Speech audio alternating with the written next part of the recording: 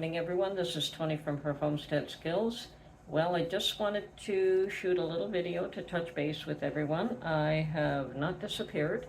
I'm out on a little jaunt with my husband, just spending some time together, him and I. So I won't be able to do any cooking or baking or anything of that matter. Hope everyone is doing well. We have been keeping a bit of an eye on what's going on with the U.S. election, watching Trump drive everyone crazy, I guess is the word. He is watching his appointees, and they are a very interesting bunch. But the population wanted change, and change is what he's giving them. And hopefully he will be able to get through as many of his appointees as possible. Hopefully he will have the support in place that will do that for him. We'll see what happens there. And yeah, the media is still going absolutely ballistic, and I understand that there are governors who are going to, well, they are objecting to what he's doing, and they are banding together to fight off or whatever, but I guess they're not going to succeed.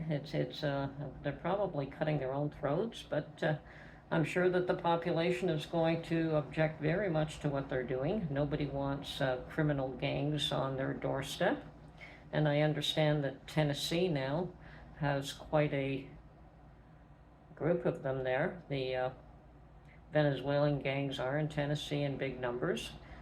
I've heard that there are quite a number of areas that have them, and they will be rooted out.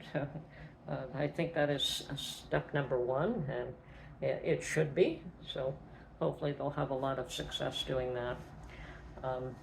So yeah, watching all of that with interest, and I do find it amusing how the media is still trying to object, and there's the odd one here or there who is recognizing that this is the future and they better get with it, and they're trying to very slowly accept the fact, but there's still a lot of objections.